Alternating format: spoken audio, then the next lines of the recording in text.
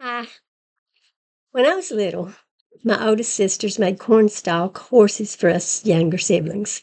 The horses were glorious to my young eyes. They must have been fragile with their little stick legs and their cornsilk mane. I now wonder how my sisters fastened the cornsilk onto the head, especially in a way that little kids wouldn't, play roughly enough to pull it off. But to me, horses were strong, as if they were made of one seamless piece of hard wood. The best thing about the horses, well, I guess this was the first time that my sisters made them for us, was that they told us that the horses were magic. If we put them in a sewing machine drawer, they said, the next morning, the cornstalk horses would be real live horses that we could ride. Now, that was something to get excited about. Every little girl wants a pony, right? Of course, I was scared to death of dogs, so I don't know how I would have dealt with a horse, but I didn't think about that. Anyway, as a little kid of maybe 3 or 4, I believed the promise my big sisters made to us with all my heart. I couldn't wait to get up the next morning to see my very own living horse. I was, of course, too young to think about the fact that magic doesn't exist. And also that if those horses had come alive, they would have broken out of the sewing machine drawer and ruined my mom's sewing machine, which would have made her very sad. No, I selfishly thought only about my reward for accepting the loving gift my sisters made for us. Yes, I had blind faith. I'd never seen magic, never heard of its actually happening, and had no evidence whatsoever that what my sister said was true. And yeah, it was silly, but at least I knew my sisters. They loved me and I trusted them. I was also getting information firsthand. It wasn't hearsay. I was getting the promise from the horse's mouth, so to speak. Well, and then I actually saw my sisters make the horses. And again, I was a little child. So you can understand my innocent gullibility. And I guess part of it was that I desperately wanted their words to be so. But Christians, you're not children, and you haven't seen your God, and didn't see him make anything, nor has anyone else. Well, at least according to some biblical passages. You are going on hearsay. Hearsay from people you don't even know ever existed, let alone if they cared about you or the truth. It's like a game of telephone, and you know how accurate that is. Furthermore, the words you believe weren't even written in your language, nor do you have the original writings. You don't even have a secondhand copy or a copy of a copy of a copy.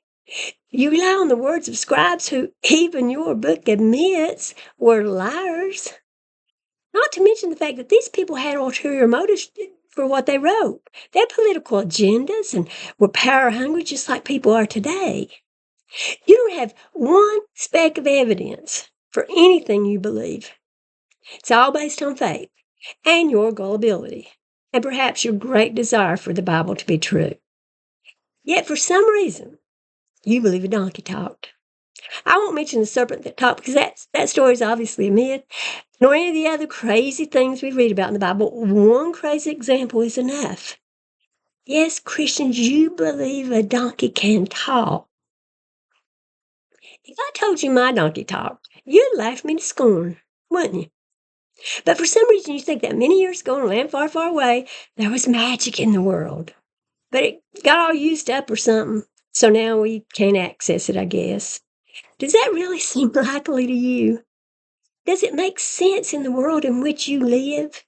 Or do you think it's more reasonable that ancient people were ignorant and superstitious and made up stories to explain phenomena that they couldn't understand? Well, they obviously were ignorant and crude and cruel. I mean, their atrocious laws prove that. Of course, it's also always possible that those people didn't really believe some of what they wrote. Maybe they didn't think they needed to come right out and say, now, don't think this is true. You know donkeys can't talk. Maybe they thought we'd have better sense than to believe such silliness. You know how we laugh when we read on a tag, remove child before washing article of clothing? Or coffee will be hot? Or road may be wet when it rains? Well, donkeys can't really talk is even more laughable. So why would they tell us that? Seriously, what seems most logical to you? Let's just think about it. One, as I mentioned, the people may have been ignorant. I mean, even people today claim their God does amazing things for them, like take away their cancer or make sure they have the exact amount of milk for their recipe. Two, the people made up stories. I mean, all cultures do that. We have tons of stories about gods, none of which most of you even delve into to see what you think about their veracity. There are even fairy tales that attempt to teach the same sorts of things the Bible teaches. Like how the Cinderella story is a sun myth that we're supposed to learn from. Cinderella was ragged and dull, hidden behind her sisters, clouds, an evil stepmother, night. But the prince, morning sun, took her as his bride and she became the beautiful, adored one. In one version of this story, pigeons peck out the eyes of the wicked stepsisters and they live as blind beggars, while Cinderella spends the remainder of her life in the lap of luxury at the palace of the prince. Sound familiar? It should. Yahweh found Israel in her blood, cleaned her up, put linen and silk clothes on her, along with bracelets and necklaces, gold and silver, and even a crown, making her his bride. All while he brought troubles and pain upon the nations who were Israel's enemies. Everybody writes stories. And three, and come on, let's face it, this is the most illogical one. You can think that a long time ago, magic was alive and well in our realm. Donkeys talked, and gods came down and dwelt among men. Well, I don't know about you, but my rational mind tells me that the most likely answer is either ignorance on the part of the people or their stories were never meant to be true. I think any rational person would choose that one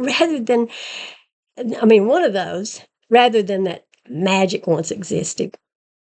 And please don't call the magic by the term miracle, as if that changes it in any way. It's still an act that goes against nature. It's supernatural. It's magic. You know that too. At least you recognize it at times. Remember how when Moses and Aaron did magic, so did the magicians of Pharaoh? And if one of those was magic, then so was the other. Just as the other people were magicians of Pharaoh, Moses and Aaron were magicians of Yahweh. And you say magic is a sin, right? Well, the good thing miracles are okay in Yahweh's eyes, even though magic is witchcraft, right? No, I'm not being serious here in case you think I am. Magic's magic's magic. By the way, who gave those men you call magicians their power to make their magic? Satan? Who gave Satan the power to give it to the magicians? If he had the power, for what was it given to him? What was he supposed to use it for? Was it just something Yahweh gave him but demanded he never use it? Was it so Satan would make a better tempter so we can be more easily deceived? Wow, thanks, Yahweh. You're so good. With a God like you, who needs a devil? Well, you do, Yahweh. So you can blame all the bad you do on him and then pretend to save people from what you caused yourself. The truth, if the Bible were actually truth, is that Yahweh wanted Satan to use his great power at times. He gave Satan authority to use it when he wanted something evil done, but didn't want to get his own hands dirty. Like when he told Satan he could murder Job's children just to see how Job would react. And yet, Yahweh knew Satan would use it at other times too, but he obviously didn't care. We know Yahweh knew because he knew the hearts of men. Even Jesus knew the hearts of men. He knew Judas would betray him. Further, Yahweh supposedly knows everything, so surely he knew Satan through and through. If not, that doesn't bode well for you Christians. Now, yes, the contradictory Bible says Yahweh doesn't know, but learns by checking things out or testing people. Like how he had to go down to Sodom and Gomorrah to see if the rumors he had heard were true. Or when he tested Abraham by commanding him to murder his son. And when awful Abraham was willing to do it, Yahweh said, "Now I know that thou fearest God, seeing thou hast not withheld thy son, thine only son, from me." Not that Isaac was Abraham's only son. Yahweh's just lying there. But by saying now, Youre was saying he didn't know before. Yes, Christians, that's as plain as day, and all your sophistry on all the sophistry on your part can't make something different. And the same thing happened about Sodom and Gomorrah. He said, I'll go down and I'll see whether what I've heard is true. And if not, I'll know. Or if so, I'll know. I can't remember. I don't have this written down. I just thought of it right now. Anyway, he had to go down and see. Then he would know. But as I've said before, contradictions are your problem. I no longer have to consider them. I can use any passage and take it for what it says without having to jump through a bunch of hoops to make it not conflict with another passage. By the way, we can assume that Satan was given authority by Yahweh to enter Judas. Otherwise, he couldn't have done it. He couldn't kill Job after all. Yahweh puts a hedge around people he doesn't want Satan to bother. Don't you wish he'd do that for you? You must not be special enough, not dear enough to his heart. Anyway, Yahweh knew before giving Satan the great power he has, seemingly more power than Yahweh himself has, since Satan wins more souls than Yahweh can, how Satan would use it. And again, don't let this make you forget that everything Satan does is approved by Yahweh. Yahweh does what he wants and allows what he wants. He's in control, remember? He's sovereign. Nothing happens outside of his watchful care or careful watch. Everything happens according to his good plan. That's what you say. When giving Satan the power he has, Yahweh was like, yeah, the plan is coming together. I'm now going to get to kill tons of little innocent babies. Woohoo, go Satan, go. Might as well have said that. Come on now. If Yahweh could prevent the death of Job, he could prevent the murder and rape of babies. He could prevent all the evil we see in the world. Yahweh authorizes the evil Satan causes. Yahweh admitted this. Y'all steal his thunder when you deny it. He just says, I can stop it all anytime I want to. I just don't want to. In fact, this is exactly what I want. Your God is a demon, Christians. Or he would be if he actually existed. Seriously, surely you know good and well that the Bible's crazy. Yeah, you can have two warring gods, or you can have an ignorant and incompetent God who messed up and made his own enemy who has driven him crazy ever since. Well, you can't really, but well, I guess you could. Yes, you could. But you can't claim an all-knowing, all-powerful, all-loving God deliberately made himself an enemy to harm his creation and thus give him the opportunity to murder babies. If this were true, if Yahweh truly existed, he would be the most heinous, most narcissistic, most unlovable, most unworthy being ever to exist. He wouldn't be worthy of friendship or even having anyone in his presence, let alone worship. And you should join me in speaking out against such a wicked being.